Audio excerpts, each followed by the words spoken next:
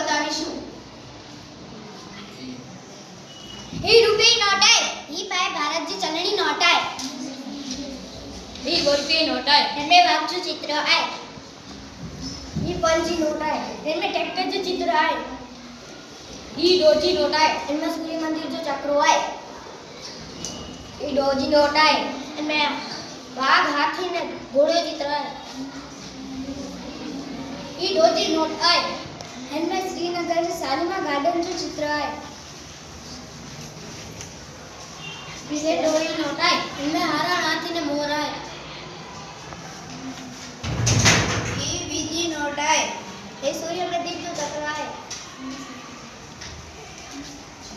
ही बीजी note है। इनमें एलोरा की गुफा है।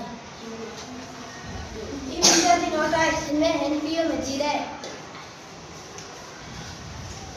ये पंजाबी नोट है। इनमें संजन राजा है। ही 100 जी नोट आहे। इनमें रानी जी बाव है। ही 100 जी नोट आहे। इनमें प्रवास जो चित्र आहे। ये 200 जी नोट है। इनमें सांची स्पूत है।